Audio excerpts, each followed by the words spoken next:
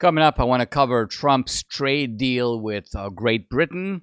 I also want to talk about the reports about the mortgage shenanigans on the part of New York Attorney General Leticia James, raising the question of whether it's time to bring out the handcuffs. And I want to also examine a new essay by a Harvard legal scholar on what due process is actually due, and what the distinction is between rule of law on the one hand and rule by the judges on the other. Hey, if you're watching on YouTube, X, or Rumble, listening on Apple or Spotify, please subscribe to my channel. Hit subscribe or follow or notifications. This is the Dinesh D'Souza podcast.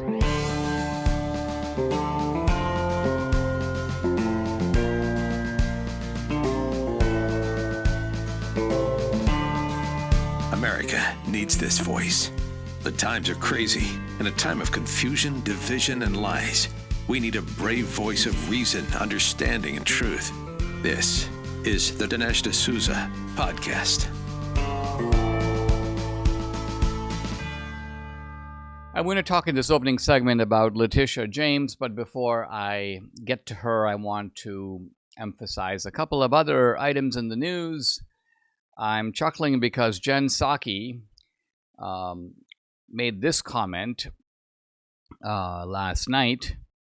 Mr. Art of a Deal, Mr. Art of the Deal, as he calls himself, has not yet struck a single trade deal, not a single one with any country.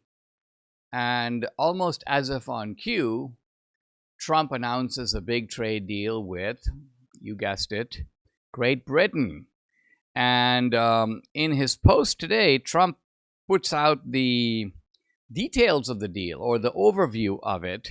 And it's pretty interesting because we have a way now of looking to see what the situation was and what it is now. And this is Great Britain. So it turns out that this new trade deal is going to bring in $6 billion a year in tariff revenue. It's going to be $5 billion of increased exports to Great Britain. And when you look at the tariffs, it turned out the United States had zero tariffs or no tariffs, and the UK had 5.1% tariffs on us. Now it's flipped around. The UK is going to drop its tariffs from 5.1 to 1.8, and the United States, 10%. So Trump is sticking with his kind of 10% across the board tariffs, much higher tariffs, as it turns out, on China. And a little bit later, I'm going to have an expert coming on to talk about China and trade with China and a lot of the pitfalls of that trade. But my point is, hard to deny that we're now going to have bigger access to the UK market: ethanol, beef, cereals, fruits, vegetables, animal feed, tobacco, soft drinks, etc. And so Trump is getting it done. This is the first one, and I'm sure that there is more to come. Some interesting job numbers are out, and the significance of these is not merely that unemployment is low. The recession that people are predicting is probably most likely not going to happen. And the reason for it is pretty simple. You can't have a recession without job losses. You can't have a recession without unemployment. That is I wouldn't just say the number one, that is the primary indicator that the economy is going into recession. Because if somebody gets like a pay cut, that doesn't fundamentally change their spending. They still are going to buy stuff. They're going to make payments on their car. They're going to do this. They're going to do that. They're going to keep the economy humming, if you will. But you lose your job. That creates a whole different picture because you now have to draw on your savings. So you just don't have that income available to you each month. Well, as you look inside of the data, you see two interesting things that are happening with unemployment that are worth noting. One, we're seeing a rise of native-born American workers getting jobs. You can't deny that this is part of Trump's goal. These are the people who've been left behind in the past 30 years, in the past generation, or even 2 generations. And we're starting to see that being reversed. Very good thing. The second thing we're seeing inside of the job numbers is a decline in the government workforce and an increase in the private sector workforce. also a very good thing and utterly consistent with conservative principles, reduce the size of the government, increase the scope of the private sector, and that, it seems, is also happening. So even this early on in the administration, we're seeing some real results. And the other thing I want to mention, albeit briefly, is that Trump has signed an executive order banning risky gain-of-function research. Now, I want to emphasize, some people are reporting this, I think erroneously, as Trump has banned gain-of-function. He actually hasn't done that. What he's done is he's banned research that is conducted without proper oversight, without being done in places that are safe to do it. So, by the way, there's gain-of-function research that is being done sometimes in collaboration with countries like China, also, by the way, with Iran, but also some other countries. And these places are notoriously lax in having proper security guidelines. Guess how the virus quite likely leaked out of the Wuhan lab? There obviously wasn't proper oversight. And now there are several different things in place. Again, not to make sure that this research doesn't occur, but to make sure that it is, that the noose around it, the oversight of it, is tightened. Marco Rubio is apparently the point man to make sure that these things are being done. And now let me turn to Leticia James. You've probably read, I have in front of me an article in the New York Post, FBI opens formal criminal probe. This is great, because generally when you have a formal criminal probe, I would say that an indictment and charges now become quite likely. When people are talking about she needs to be indicted, I would give the chance of that happening, 10%, maybe 20%. Once you have a formal criminal probe, the chances now move up, I would say, to something like 70 to 90%. Obviously, they have to make sure that the facts as reported, that this is a woman who did mortgage fraud, that she made false representations in order to get better terms on a loan for a home that she purchased in 2023. Also, by the way, a Brooklyn brownstone that she's owned since 2001. She apparently made false statements. This is going to be my principal residence, even though it's not even in New York. She obviously isn't living there. So this is the kind of stuff where, if it's true, boom, it's like a slam dunk. And so I'm delighted. This would be the most prominent Democrat getting indicted, and getting indicted for something that I don't think she's going to be able to get out of. Now, it is worth noting, I saw this this morning, that the New York legislature and Governor Kathy Hochul have apparently allocated taxpayer money for Leticia James to defend in this case. And on the one hand, you've got a couple of the MAGA influencers. This is outrageous. This is an abuse of taxpayer money. And maybe it is. But here's something I want to point out. Democrats protect their own. Republicans almost never do. If Leticia James had been a Republican, the Republicans would never dream of allocating taxpayer money to her defense. They would be like, okay, listen, if you did that, you're on your own. You have to defend yourself. Doesn't matter if you're an ally. Doesn't matter if you're a really effective attorney general. You have to solve your own problems at this point. This, by the way, was the attitude of a lot of Republicans toward Ken Paxton when he was facing not so much a criminal trial, but impeachment in a kind of vendetta from the Texas House. But Democrats are like, listen, this woman is a warrior for our cause. It doesn't matter if she's a crook. In fact, most of us are crooks. So the crooks need to pony up, and ideally pony up not their own money, but the taxpayer money, to defend Leticia James. So she will be competently represented, but hey, if she did what is being reported, I don't think a good defense is going to matter very much, because she did the crime, and hopefully she'll be doing the time. In the Soviet Union, totalitarianism came with gulags, secret police, and brute force. But in the West, it looks different. It's soft, it's subtle. It comes cloaked in compassion and compliance. Live Not by Lies. That is a docuseries by Angel Studios. It exposes how the soft totalitarianism is already taking root in America and beyond. Based on Rod Dreher's best-selling book, the series shares the testimonies of men and women who have lived through communist regimes and now see disturbing parallels in today's world. They warn of the dangers of conformity, the erosion of religious freedom, and the rise of ideological control in schools and businesses. But this isn't just a warning, it's a call to action, a reminder that truth is worth standing for. So if you care about faith, family, and freedom, check it out. Live Not by Lies is a required viewing docuseries. It's only available on Angel Guild. Join today by visiting angel.com/Dinesh and stream Live Not by Lies along with hundreds of other films and shows. That is angel.com/Dinesh. Mike Lindell and the MyPillow team want to say a big thank you for your continued support. This spring, they had a huge allotment of their famous bed sheets set aside for the big box stores, but guess what? The stores didn't come through again, so Mike is doing what he does best, passing the savings on to you. That's right, no middleman, and that means you get wholesale pricing on the top-of-the-line Giza Dream and Percale bed sheets. Listen to this. The Giza Dream sheets, queen size normally $139.98, now just $69.99. The Percale sheets, queen, normally $89.98, now just $29.98. All sizes are available at a discount rate too.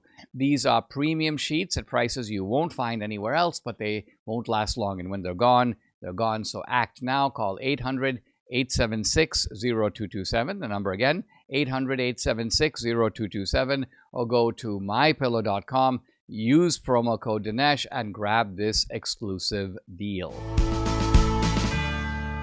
My topic for this segment is the rule of law. And but before I plunge into it, Debbie just tells me, based on scrolling social media, that a new pope has been selected, and it's an American. No, I know what you're thinking. It's not J.D. Vance, it's not Marco Rubio, and it's not Donald Trump. It is a guy named Robert Prevost, or I think that's Prevost. I think it's Prevost, honey, from what you showed me. But Robert Prevost, and the fact is, I've never heard of this guy, and he's from Chicago. Probably generally not a good sign. I was trying to figure out if he was like a Pope Francis guy, because that would not be a good sign. Danielle, who's texting us, apparently says he's more right-wing than Francis. Now, this is a very hard statement for me to make sense of, because saying that somebody is more right-wing than Francis would be similar to telling me that he's taller than a midget or more intelligent than a rock. Francis is so far to the left, it's really hard not to be more right-wing than Francis, and doesn't really mean that you're even necessarily a moderate. So I will try to keep an open mind, but before making any kind of assessment about the new guy. Well, it is kind of interesting that they've picked an American for the first time, and we'll see what that means. Let me talk about the rule of law. I want to focus on a very good article in it's on the Substack by the Harvard Law professor Adrian Vermeule, and it is about the rule of law and the rule of courts. Now, this is really important because so many people, including people on our side, I've got a pretty good friend who often texts me about this. He's a libertarian, and he's blasting Trump because he keeps saying Trump can't ignore the rule of law. But of course, the underlying assumption that my friend makes and many other people make is not unique. In fact, recently there was an opinion by the Virginia judge, conservative judge, I think Reagan appointee, Harvey Wilkinson. And Harvey Wilkinson basically says this. He says, listen, we can't let the executive do what it wants, because if that is the case, then, quote, the executive's obligation to take care that the laws be faithfully executed would lose its meaning. This is the core of the matter, because it seems, on the one hand, kind of obvious that, hey, We've got to hold the Congress and the executive to account, and it's the job of the courts, who else, to do that. And so the courts need to perform a supervisory function both on Congress and on the executive. And this article, written by Adrian Vermeule, basically says no. That is actually not what the court's job is, because if the court's job was that, the court would be running the country.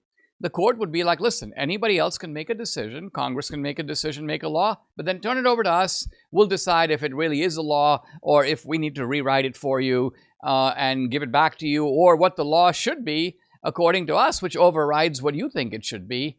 And what kind of a democracy would we be if the courts had that kind of power to essentially tell Congress what to do? And similarly with the executive, if the president or the instrumentalities of the president, the agencies of the president, all did things, and the courts basically said, hey, listen, whenever you do anything inside the executive branch, turn it over to us, and we will then tell you if you can keep doing it or not. And if not, we will tell you how you should be doing it. Now, the point here is that that approach is not only on the face of it absurd, impractical, but that is not what the role of the courts is at all. Professor Vermeule begins by talking about something that doesn't seem related at first, but it italicizes the point. When people talk about the president having immunity, it sounds like the president is kind of being given some kind of a get-out-of-jail-free card. The president has been given some kind of a pass. Like, listen, the laws don't really apply to you. You have immunity. But that is not what presidential immunity means. According to Professor Vermeule, what presidential immunity means is that certain actions of the president are unreviewable by the court. It's kind of like saying that if I'm speeding on the highway, it's unreviewable by the IRS. Right? The IRS has no jurisdiction. They're not giving me, quote, immunity to speed. It's not their job to figure out if I'm speeding or not at all. That's not why we have an IRS. Yes, they have their own proper function, but this is not what it is. Now, Professor Vermeule gives several examples to show why his theory is right and why it cannot be the case that courts can play this kind of second-guessing role. I want to highlight two of these examples to make the point. Example number one. Professor Vermeule says that the army, the military in general, has been created according to law. In other words, there are laws passed, there are congressional allocations of money for the military, so the military is a lawful institution.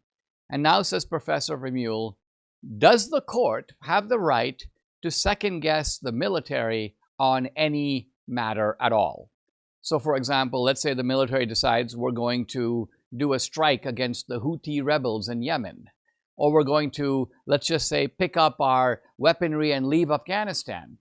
Why can't a judge issue an injunction and say, no, you can't do that. You can't leave our equipment over there. It's too expensive. The judge does not get to second-guess the military. Why? Because that is not in the judge's authority at all. The military has a function to perform, and that aspect of the function is not reviewable by the court. Again, the military is not being given some kind of, quote, immunity. The military is not subject to that kind of judicial looking over the shoulder at all. Here's a second example. The president's foreign policy dealings with foreign countries. Again, why can't a court step in and go, listen, I'm going to put a temporary injunction on Donald Trump's recent agreement with Keir Starmer and Great Britain.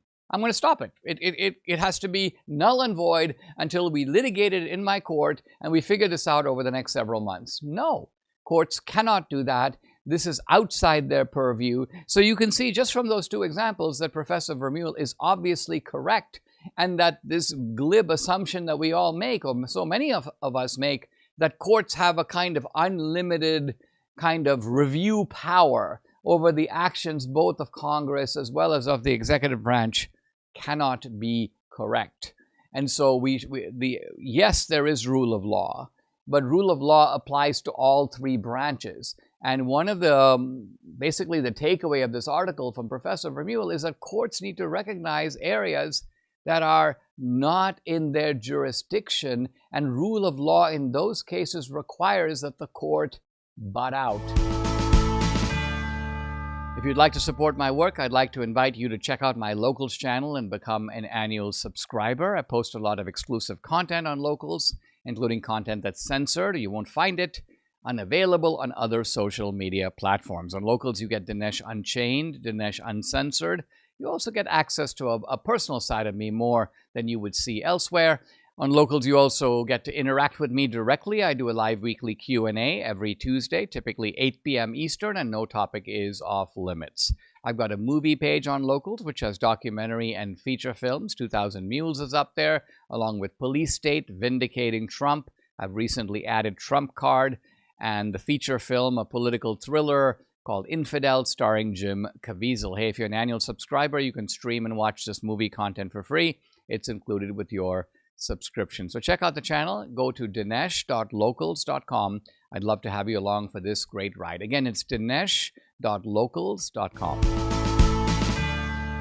Guys, I'm delighted to welcome to the podcast a new guest, Jeff Parker. He is the founder of Parker Vision. In fact, he's chairman of the board, chief executive officer of Parker Vision. The company's been around since 1989. And Jeff is a guy who has been an inventor with more than 31 patents. He's an entrepreneur. He was also a joint venture partner with Carrier Corporation, working on research, development, manufacturing, sales for heating, ventilation, and air conditioning. You can follow him on X at against_giants, or the website is just parkervision.com. Jeff, thank you for joining me. I thought we would talk a little bit about this whole issue of trade with China. Trump just today announced a big trade deal with Great Britain, and I was kind of poring over the fine print, and it looks like, it was an unlevel playing field. They had much heavier tariffs than we had on them. So it looks like what's happening is that their tariffs are coming down. Trump is still keeping a modest tariff on Great Britain, but no, severe or onerous or kind of confiscatory tariffs. And so it looks like this is the first big deal that Mr. Art of the Deal has worked out with our longtime ally, Great Britain. But I think you would say, and I would agree, that China is a whole different story. Now, for many decades, there were many people who said, oh no, China's not different. We need to open up deals with China. In fact, this is not only mutually beneficial economically, but it's going to have a liberalizing effect on China, maybe even promote democracy in China. I remember all of this talk going back to the Clinton era. So I'd like you to educate us on kind of the real China and how we should, in fact, and how Trump should, in fact, be dealing with them. Well, great topic. Thank you for having me on today, Dinesh. Happy to be here.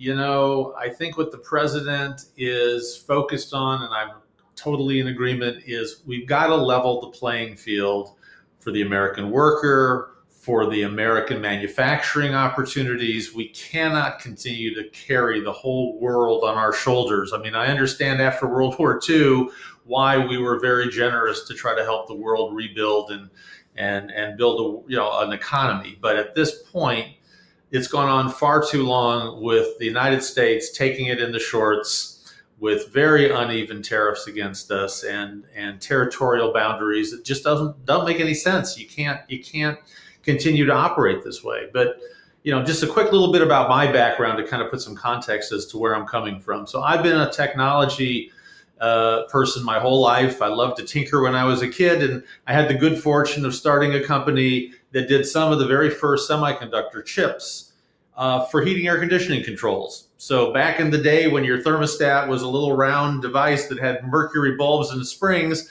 I wanted to bring electronics to that. And so we did the very first digital thermostats that we all take for granted today, but back in the 80s was a big deal.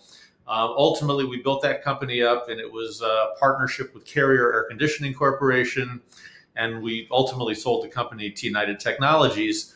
That was a whole different era. We designed our chips in the United States. We built our chips in the United States. We put the products together from those chips in the United States. And you know what? We sold products all over North America, all over Europe, and we were starting to sell products into Asia when United Technologies decided they wanted to buy our company, and we agreed to sell it to them. So that was kind of our starting point.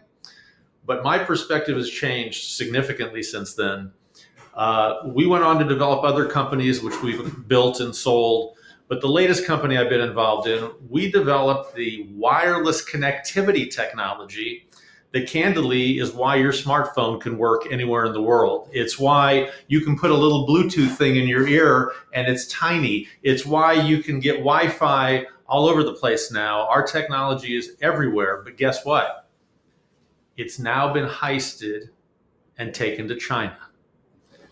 And so we had a skirmish with a big tech company who saw our technology fully patented. We thought we could work out some kind of a relationship because we had relationships with large companies before. Carrier Corporation was the biggest in heating air conditioning controls, and it was where 1 + 1 equaled like 10. But in this situation, they liked what they saw, but they decided they weren't going to do a deal with us.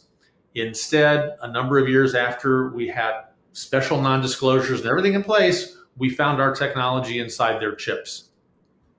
Okay, that's bad enough. But let me tell you then what happens. This company, in order to get business in China, they don't just have to manufacture in China. They don't have to just support Chinese companies. They're told, you must put engineering facilities in China. You must develop your products in China. And this is where I think it's a step too far, because now all of a sudden you are training your future competitor. And this company had a very large market share 10 years ago, 7 years ago. Well, you can see now their market share has been dropping. You know why? Because people who they trained to develop their products in China have left their employ, and now they're at companies like Huawei, ZTE, High Silicon, MediaTek. These are all Asian companies. 3 of the 4 I just mentioned are Chinese companies. And we know this because you can just look at LinkedIn and you can follow where people have been and where they've gone to. And so now they're competing against the very people that they trained.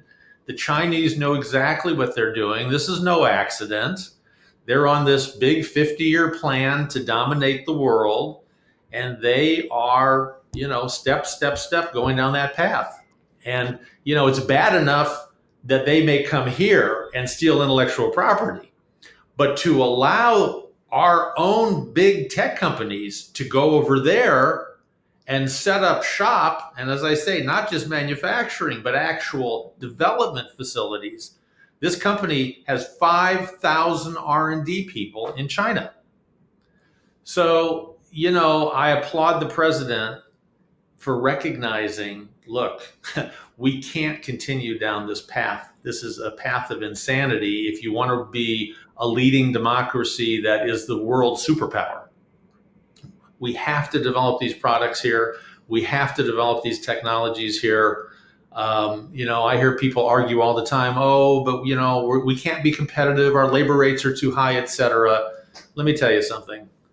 A lot of manufacturing is now going with automation. You still need people to learn the automated products, run the automated products.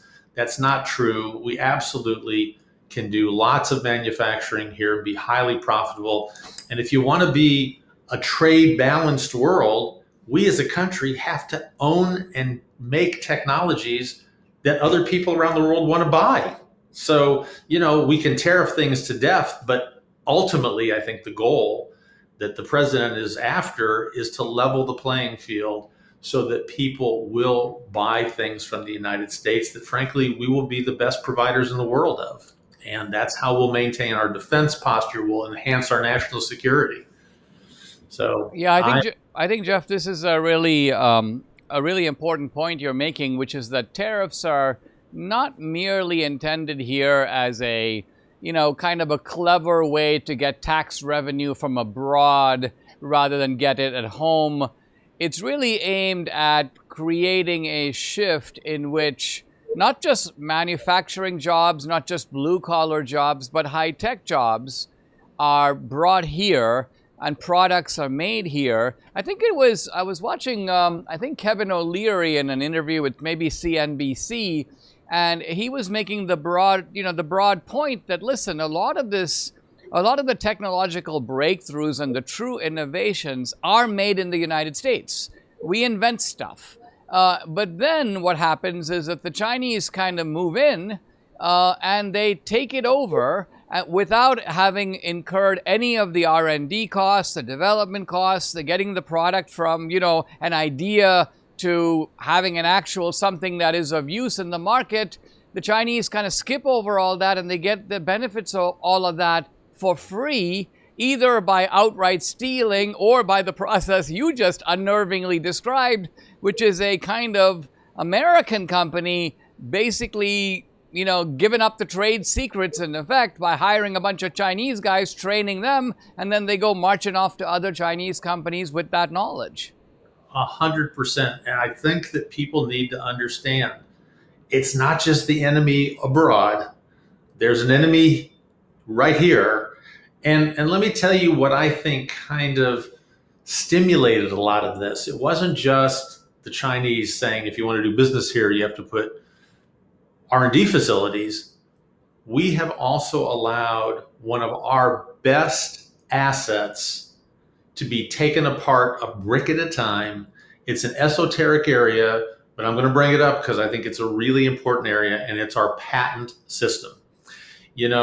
Everybody when I was a kid growing up used to think about inventors and innovators as kind of this really amazing, cool area of the United States. This guy invented this guy invented that. Well, that was all made possible because in our Constitution, not even an amendment, in the original Constitution is the notion that we will allow innovators to own the rights to their inventions.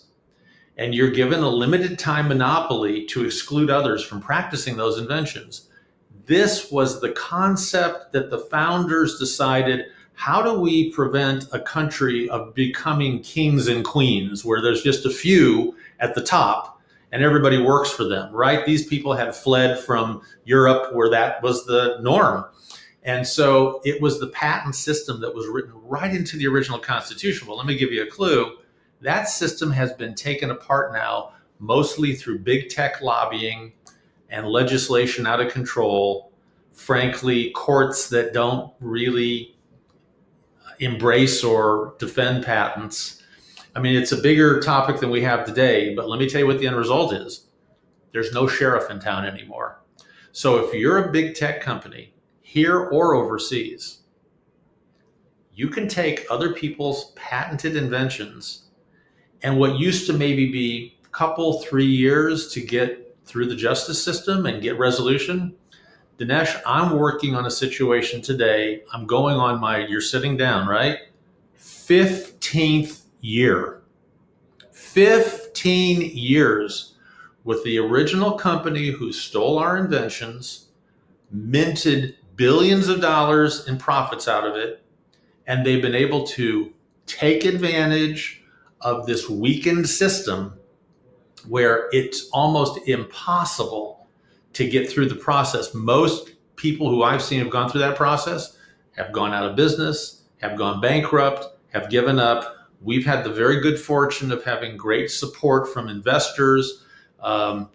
We frankly are tenacious, and we think it's such a bad place for the United States to be that just on principle, I'm going to do whatever I can to get through this and prove a point. But I'm hopeful this administration will also look at this area of our economy, because if you look at where do the really big innovations come from, I'm not going to say they don't occasionally come from large incumbents, but most of the time it's startups and small businesses. And the reason is there's something innate in the human nature when you trying to break into something and you have nothing to lose because you're not an incumbent, and you get clever and creative. And we have no longer got a system in place to reward that. It's a totally rigged system. Again, it's a topic for probably another day. But in our situation, just to tell you how crazy it is, we actually in 2 years, like 15 years ago, in the first phase of our campaign, won a jury verdict that was a multi-$100 million jury verdict that then got reversed by a judge. We had to go through a second case, and our second case, because of the degradation of the system, we're now going on our 12th year, 12 years. Jeff, there's a speech that was given by Lincoln, of all people. I'm not sure if you're familiar with it, but he talks about how in the Constitution, the protection of patents, he specifically is talking about patents, and he says it adds the fuel of interest to the fire of genius. His point being that you invent something, but now you got to motivate somebody to carry that to market to make a useful product. Otherwise, you've got, E equals MC squared, but you don't know what to do with it until you have an adapter, or you have a microchip, or a semiconductor. And when I read that speech by Lincoln, I was like, wow, I was not aware that in the Bill of Rights there's some kind of a patent protection. But as you mentioned, this patent protection is not in the Bill of Rights. It is in the original Constitution itself. So this is kind of my exposure to it. And it's actually very fascinating that the founders were far-sighted enough to think of something like patents, which, they were in an agricultural society, very far removed from our highly industrial, and not to mention the communications revolution of the last couple of decades. So this is clearly something very important. So are you hopeful, as we close out here, that Trump will be able to take on this Chinese challenge? Does he seem to have a grasp of the issues that are involved? And does he have a team around him that is, as they say, on it? I think that he is absolutely well positioned to take this on. He has a team around him that is probably the best cabinet and team we've had in my recent memory to be able to handle the challenges here, because it's a multidimensional challenge, right? I say that we've degraded our patent system. Do you know what else the Chinese copied, Dinesh? This will blow your mind. They copied our patent system when it was working. Okay, pretty smart. Guess what? We used to be the #1 most patents filed country in the world. Guess who's #1 today? Uh-oh. China. We're not even in the top 5 or 6. Do you know that the Chinese now lead in 44 of the top 50 sciences in the world, as measured by an independent Australian think tank that tracks all this? 20 years ago, we were #1 in all of those areas. We're now only #1 in 4. So President Trump, I think he is right on it, but it's going to take a multidimensional solution. When he talks about corruption, there's an element of this that needs to be exposed and come out and corrected. It deals with our justice system, our Department of Department of Justice. It deals with how the courts handle these things. It deals with enforcement that has to be rapid and swift and make it a penalty if you do this, not just a hand slap and there's no real sheriff in town. And the tariffs he's talking about to try to get that negotiation to level the playing field. All of these things together, in my opinion, will put America right back on track. It's degraded over a long time frame, but I believe with President Trump's leadership, this is going to come springing back. It's like a spring. The United States is the society to lead the world in innovation, democracy, what makes us a superpower. And I think there's a lot of pent up opportunity here that President Trump is going to unleash. And I don't think it's going to be decades to see the results from this. I think you're going to see this like a spring just fly open. And look, my hope and belief is that with President Trump and the direction he's going, you're going to see thousands of new companies springing up that are going to be inspired to innovate and lead the charge. And it's also a national security concern. I mean, the technology that was stolen from my company, you know where it is now, Dinesh? It's in Chinese drones. It's in military gear, and not just US military gear. So this is a very important topic that we have to address. I believe President Trump will address it, and I think his strategy for leveling the playing field, starting with the tariffs, is just the beginning of what ultimately is going to happen during his first couple of years here. And I'm very excited about it because I don't think we've been in a better place in recent memory to turn this situation around. And I'm excited, very excited. I mean, it certainly seems about time. Guys, I've been talking to Jeff Parker, founder of Parker Vision. Follow him on X at @against_giants. The website is parkervision.com. Jeff, thanks for opening our eyes to a topic that we pay too little attention to, in my opinion. I really appreciate it. Thank you. Thank you for having me, Dinesh. I'm still in the chapter Mr. Reagan Goes to Washington, which is describing Reagan's prehistory of the presidency. In other words, how did he get there? And he got there by being governor of California for 2 terms. I mentioned last time that his first term was kind of spotty, but his second term he did a lot better. And this set him up to be a viable candidate in the late 1970s and, of course, in 1980 when he actually was successful. Now, I alluded earlier to the fact that Reagan didn't merely run on policy, but when he was governor, he took on the counterculture of the 1960s. And this is something I now want to focus on. Because prior to Reagan, the Republican Party was not identified with what we would now call social issues or cultural issues. I mean, it's a little hard to believe, right? Because today, cultural issues are in the forefront. I mean, what would the Trump movement be without issues that are, well, even immigration is to a large degree a cultural issue. It's got an economic dimension, but I think the cultural dimension is even bigger. Certainly, crime is a cultural or social issue. Certainly, the family, abortion, the trans issue, the issue of the kind of revival of religion, the place of religion in the public square.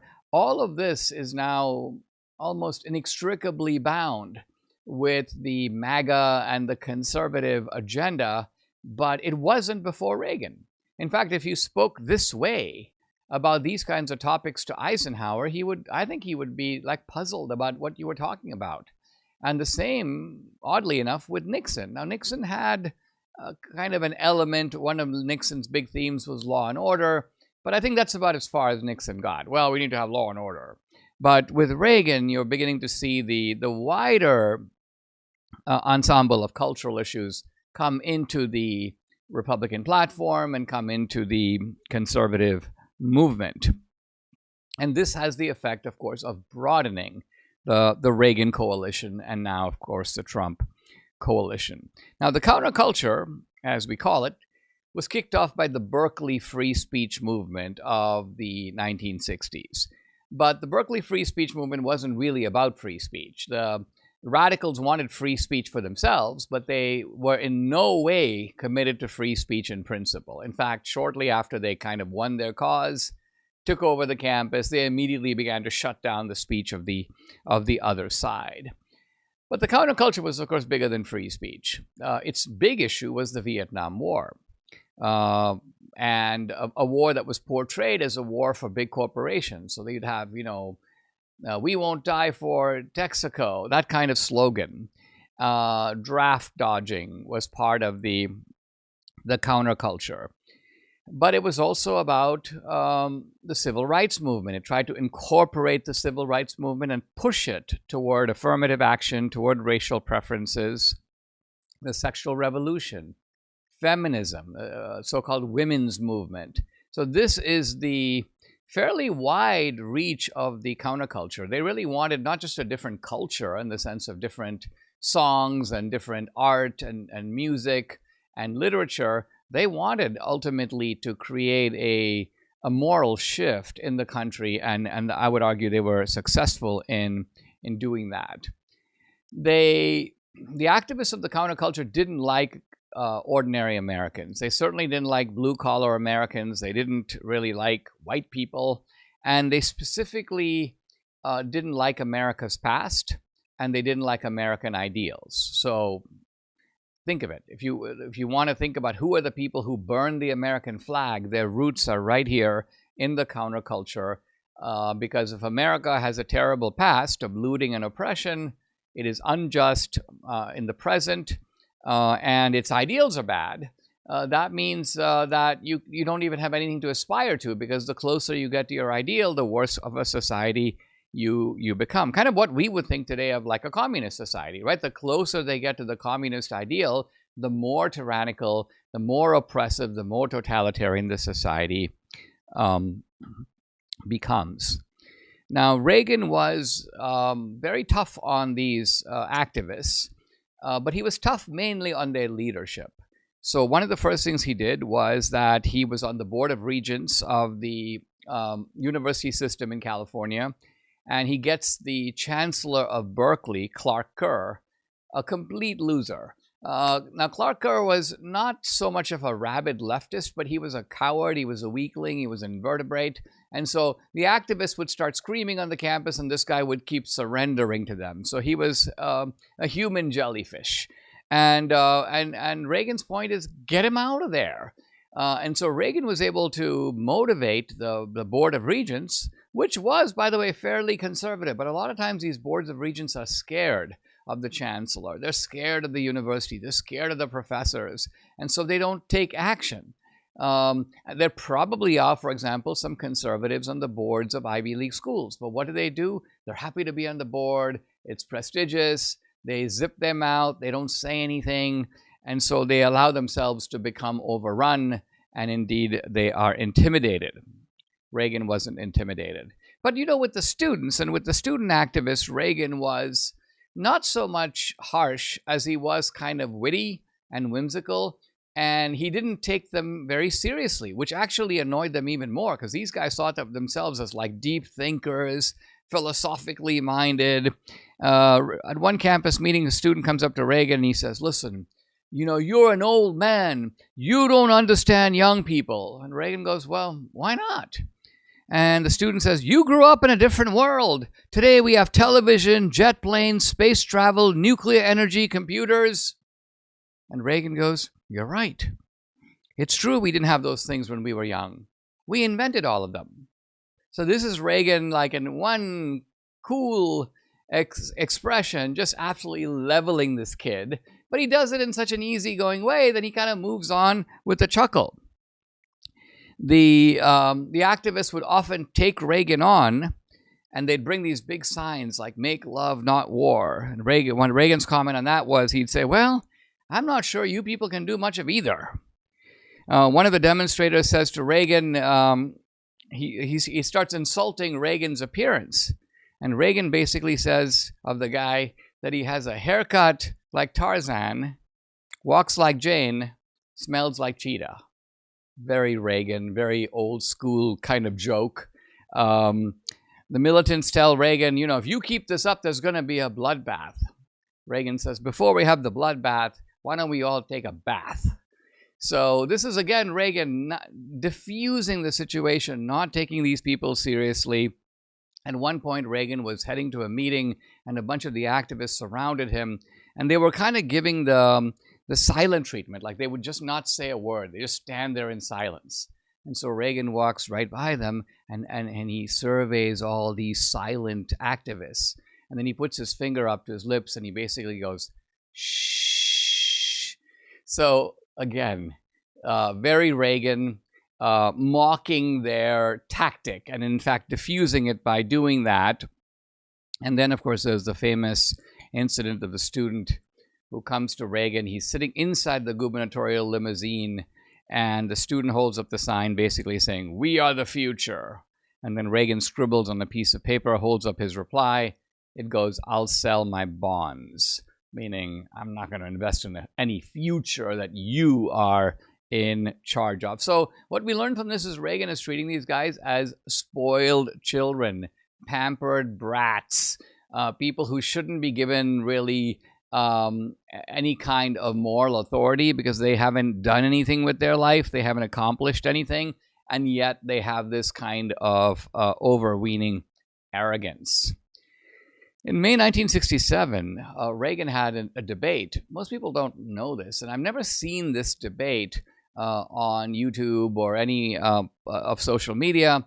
Reagan debated RFK, Robert F. Kennedy, not RFK Jr., obviously, but RFK, the dad. And the issue was the Vietnam War. Now, RFK came in basically thinking, I'm a prize fighter. I'm like the Mike Tyson of debates. And of course, my RFK thought he had an easy job with Reagan. But it turned out that Reagan was extremely effective in the debate. And there were some radicals in the audience, but Reagan kind of got them to back off. And evidently, Senator Ted Kennedy later quoted his brother, RFK, basically saying, hey, this guy is the toughest debater that I have gone up against. So this gives you an idea that Reagan, even though people said of him, oh, he's a former actor, oh, he's, this is a guy who sort of doesn't have the same political credentials. Certainly as a member of the Kennedy family, let's remember that, John F. Kennedy had been president, RFK had been the attorney general. So this was a family with a lot of political pedigree. Didn't matter. Up on stage, RFK had his hands full with Reagan. Subscribe to the Dinesh D'Souza podcast on Apple, Google, and Spotify, or watch on Rumble, YouTube, and SalemNow.com.